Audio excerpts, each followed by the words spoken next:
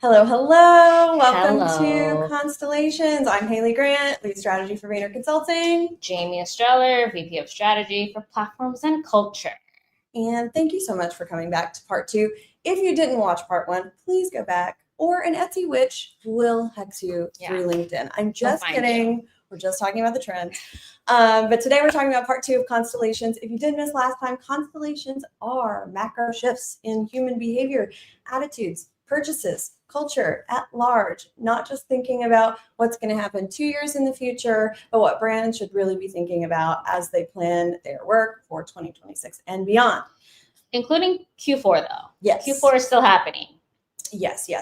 You know, we're always thinking ahead. I think that the things that we're going to talk about today are really about conversations that are happening right now in culture, and that you will start to see a greater investment in those conversations that are happening at the human level right now into celebrities, artists, then artistic events, then you're going to see brands join. So you want to be the brand that's joining whenever Pharrell's joining in. That's why you're here with us today. We could. There's one of them that didn't have a very good brand example. That's how underpriced it could be. Yes.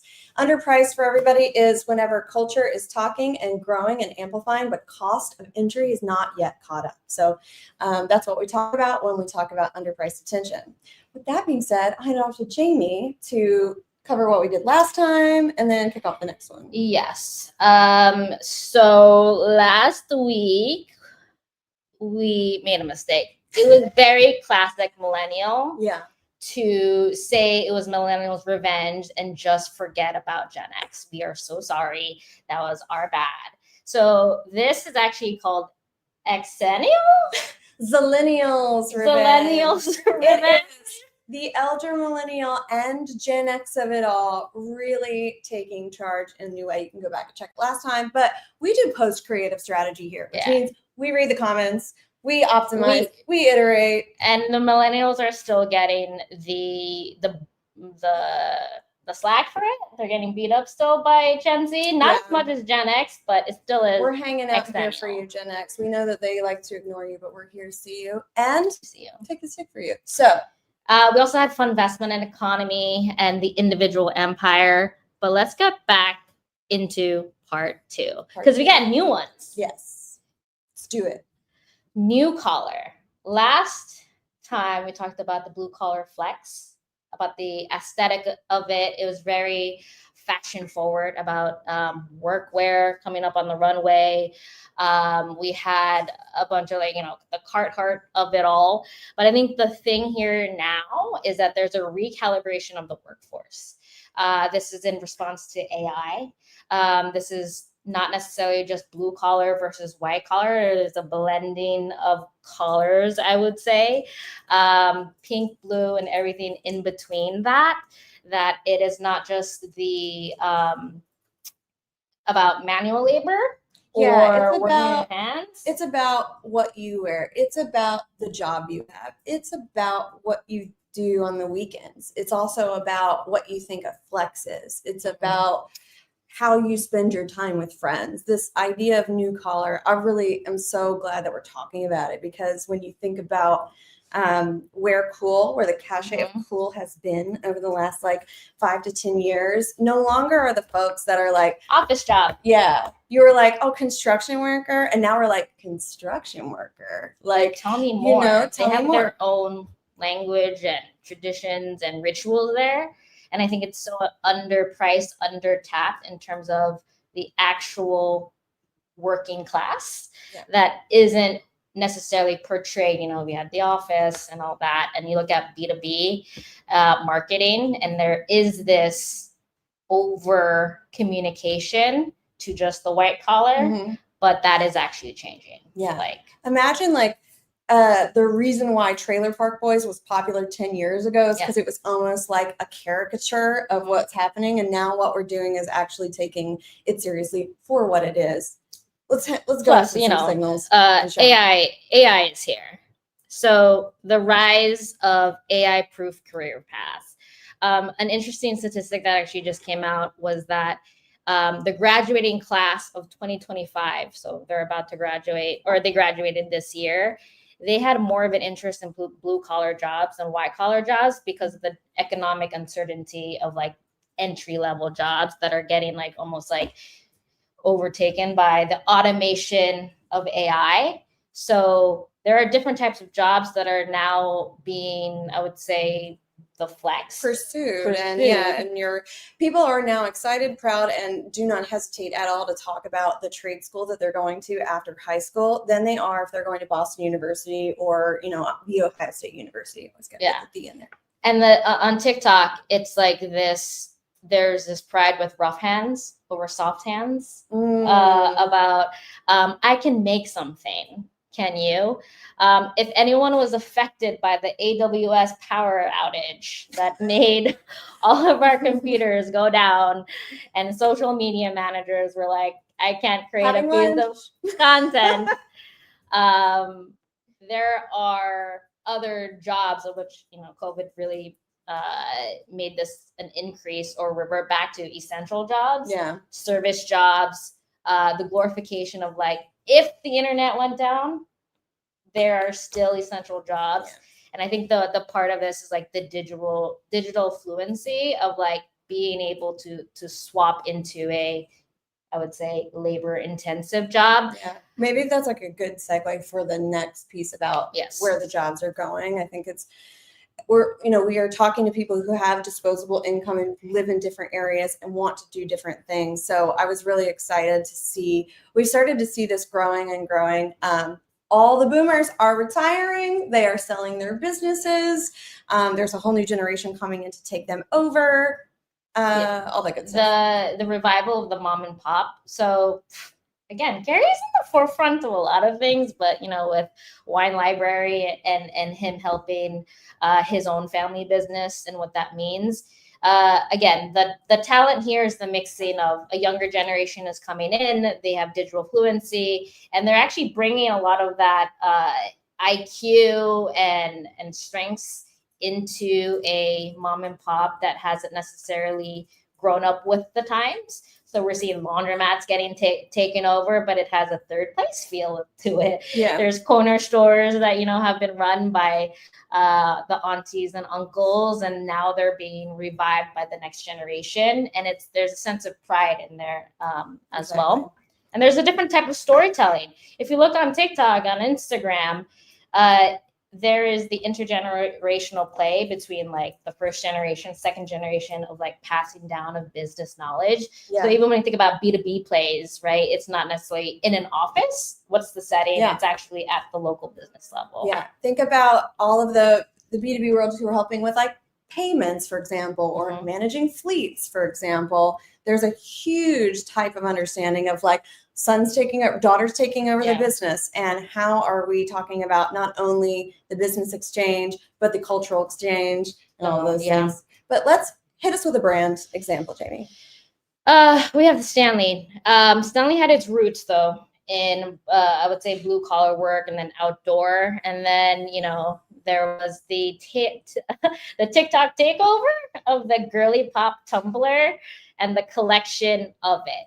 Now part of the marketing strategy is actually going back to their blue collar roots, and they created a product and collab with Post Malone, where it actually was not just the tumbler, but like the lunchman, the lunch box. Yes. That was part of it as well. And it just was not necessarily just the design of it. We see workwear, but like what are the actual items that they use and how can you jump into that? It's about, can you talk about utility? Can you talk about the manual application, the physical application of labor and thoughtfulness? And can you bring some of the aesthetic to the table? Make sure that we're relating to people who maybe don't look like us. I would say your homework assignment, just look on TikTok, blue collar. And there are so many already influencers and creators that are just showing their day, and you'll learn a new language, and it's interesting, and you know, like that's just like a fun thing. You can really have it come to life for you. Exactly. Amazing. I'm so excited. My Ohio roots are very happy. Yeah. Let's talk about the next one. Woo!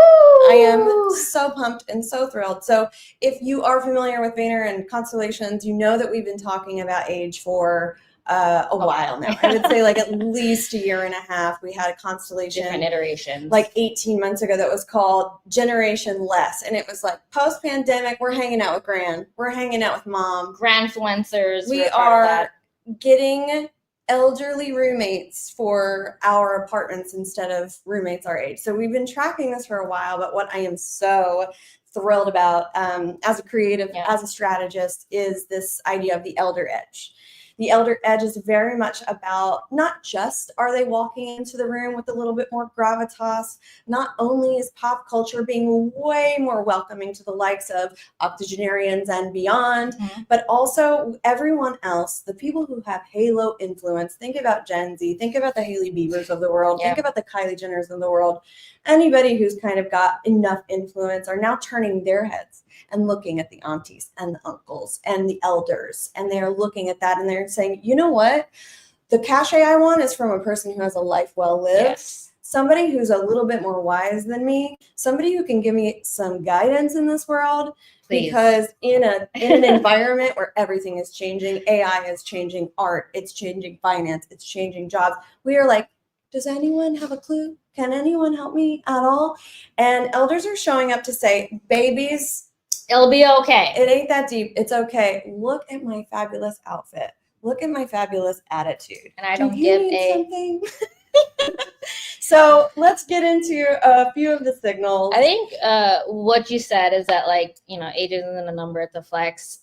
There is at every generational, this is, you know, the subversion of youth culture that is so prevalent in marketing, but the demand for respect at every decade. So there's a almost like a reclamation or reinvention of what you think the 40s are, the 50s are, 60s, 70s, 80s. And that way, that's why we use the word elder edge and not just like grandfluencers, because there is a generational almost like respect. Like as millennials, like I look up to Gen X, I look up to boomers and beyond. And for, you know, Gen Z, millennials are now becoming that elder generation. So it's the intergenerational play of what the other generation can bring in terms of wisdom and growth.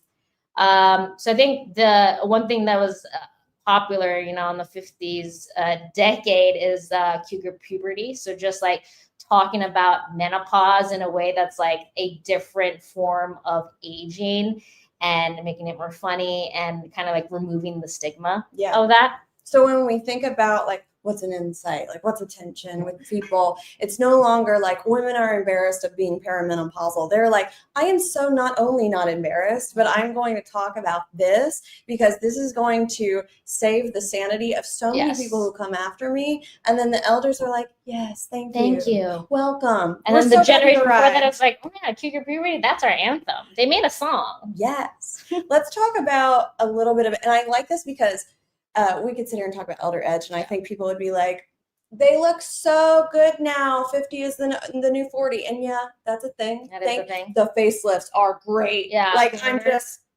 we all know that they're amazing. They're doing God's work out here. But what I love about this too is that it's no longer about erasing your aging or erasing people who are aging. It is very much about younger generations sort of looking at people who have embraced their age, who have embraced their life experience, who have embraced what they look like. And they are like, living well is not about preserving perfection. Living well is about being messy and making your mistakes and owning them and looking and accepting exactly who you are. So in a world where like the aesthetics are entering us into the undetectable era of like everybody looks forever 35. There is always, for every trend, there's a counter trend. And this one is the fact that we want to see those faces. We want Maggie Smith in the Loewe post or the ad that they did. We want to see life lived because also in a world where threat is among us, stress is among us, it is a badge of honor to be that age. And I think the important word here is yearning of like, it's a preview of like what life can be when they really look to the older generation for that. Absolutely. The last one, you want to talk about this one? Yeah, I think it's pretty. I think it's the most evident brand example. We've seen it even with the Robert De Niro one with Montclair, but it's not just you know they are becoming the faces of campaigns now. That both is reclaiming the age, but again, that emotional feeling of like what they bring, like experience, wisdom to it. And it's again the intergenerational play, and that's why I like that. Like he brought in his mother.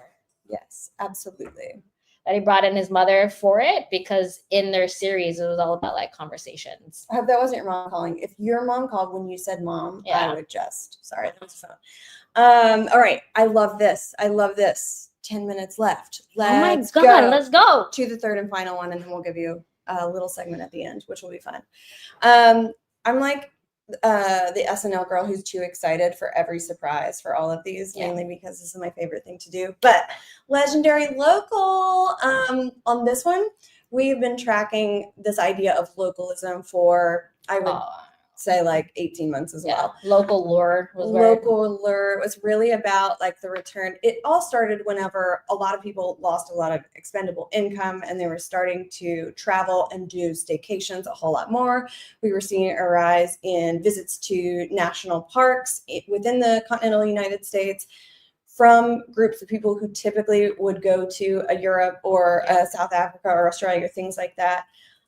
But what we also see in this world of globalization, of social media, making everything that can become a trend worldwide, and this idea that some of our largest cities are become homogenized versions of each other, where we all have the same chain restaurants and we all have the same shopping strips. Everybody's like, oh my God, but like my life, my community, my upbringing, my village, my culture. And so we're seeing a return to, instead of wanting to go from these big cities being these epicenters of culture, we are now looking for cool towns and regions that have so much heart, so much story, so much background, and we're just fully owning that narrative. It is the thing that is really helping people, like celebrities and brands, dig into things that feel more meaningful. Meaning is, and earnesty is a theme, if you pay attention to our big words. If we go into some signals on Legendary Local, first it's really just about like human I haven't been to a state fair, but I want to. You should come to to yours. Ohio. Columbus State, the Ohio State Fair is like the best one. But what we are seeing is like this rise in what is state fair energy. We're talking about state fair energy because there is a cultural reunion that happens there. And even though it's something that has been offered for ages and ages, did you know there's over 1 billion mentions of state fair on TikTok right now in the United States? And year over year, it always spikes in July and August because that's when the state fairs are. But if you look over the last 3 years, the mentions of state fair have almost doubled on TikTok alone. So we know that this is a growing interest, a thing to do, and I also think it's a fun playground for all creators who like to create colorful, bright content. But we're seeing that this idea of being able to come together over things that are traditions over your small town are feeling way more interesting to folks who are picking between this and going to the mall, this and going to the movies. So a lot of cultural flavor in there too, because what I saw, how I got introduced was Minnesota Lynx, their basketball team, the WNBA basketball team, actually brought their players to a state fair, the Minnesota State Fair this year, and had them try all the food and different rides and games. And it was just like another aspect of the city of Minnesota, or like the state of Minnesota, and all that like local flavor that it actually got me FOMO that like I'm from California and I actually don't know if we have a state fair. So it would be, because you're so big. And it's crazy. I love that we're talking about this because it goes from what you're looking for in the comments section is a conversation around this goes, why would you go to a state fair and pay $11 for a corn dog? To, I cannot wait to go to the state fair and pay have $11 that $11. It must be the best corn dog ever. But let's go to some bigger sort of activations of this. If that's just a human behavior, when we look at it, always goes artists, events, and into commercial and capitalized interests, but there are epicenters of cool that are really bubbling up in a big way, at least in, this part of the world right now. We have 3 here. Appalachian Roots Uprising. If you are not familiar with the images, that is Sierra Farrell and Tyler Childers. They were both up for Americana Artist of the Year awards this year. They've had meteoric years in terms of their their popularity in pop culture. And they are both from the Appalachian area, Tyler being from Kentucky and Sierra being from West Virginia. You have Bad Bunny, which I mean, everything that has been going on. He is obviously in the stratosphere of fame.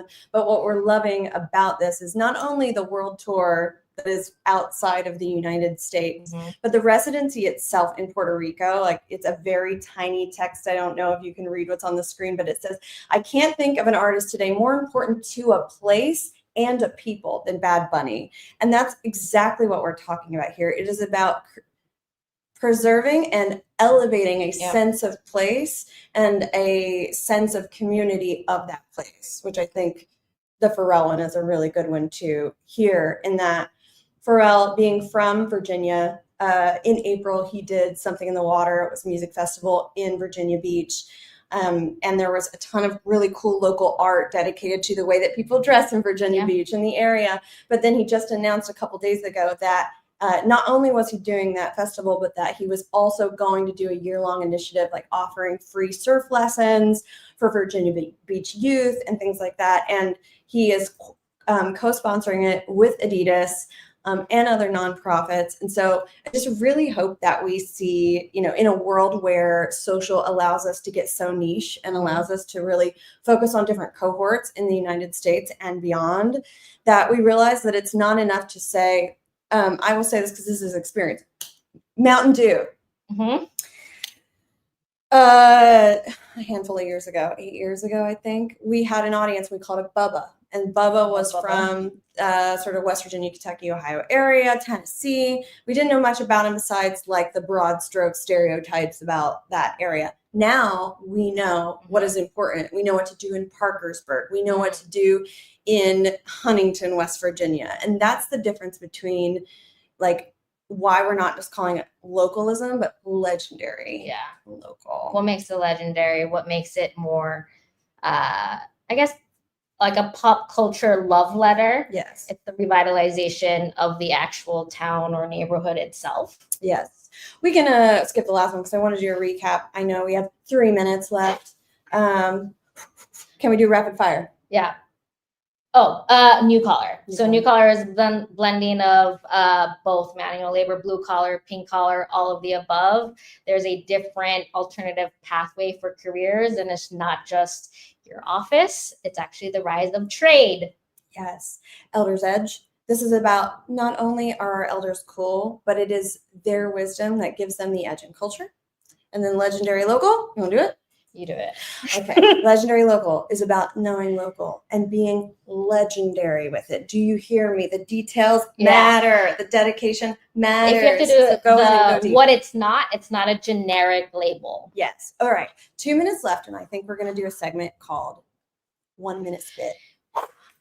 What this is there are 6 trends here that we didn't tell you guys about, but if you work with Vayner, you get them. Wait, there's more. There's more. I want us to do a 1-sentence description. I pick for you. You pick for me. Oh my God. Okay, go. Wishful thinking. Wishful thinking. The rise of the Etsy witch, JK, but it's the manifestation and the suspension of belief, trying to make sense of the world. Great. You pick for me. Fake flex. Fake flex means not only are dupes cool, we already know that. Yeah. It is the fakeness of the thing itself that we are flexing on. Say the shirt was a remake of like a Ralph Lauren or a fancy shirt. I would be like, I got this at Walmart for $5. It's the flex that it is fake. Yeah. I mean, you're not wasting your money. Right? Yeah. Okay. IQ stacking. Anti-brain rot. People need to learn, and critical thinking needs to come back. Do we know how to talk and have small talk? I don't know. Let's learn.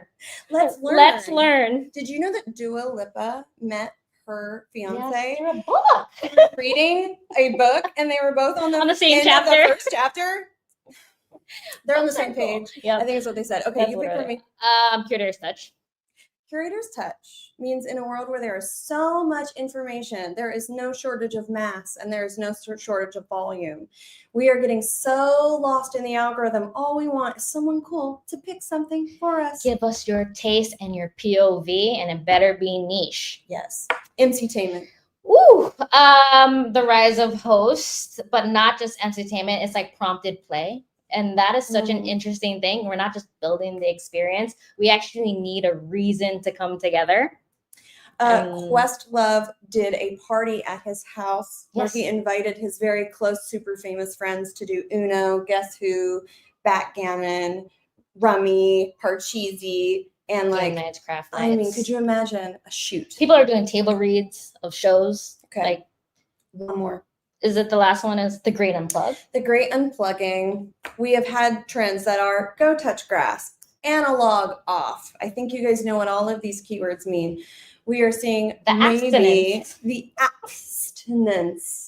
This one is about we are unplugging ourselves from social to remind ourselves what is real in the world. And we will continue to see, just like being online was cool and everybody wanted to be there, and like hashtag, we have an entire Snapchat generation. We are now seeing a new class of cool kids who are priding themselves on the way that they are unplugged from the internet. How do you reach them in a world where brands are constantly looking for places in social? Sometimes you find them outside of it. And that's all the time we have for today. If you enjoyed this and you want to go deeper, hit us up at Vayner Media. We love you, and we hope you have a great day. And we will be contacting an Etsy witch and make sure that if you watched, you will be blessed. You get good luck for like the rest of your life. The rest of your life. Yeah. Bye. Bye.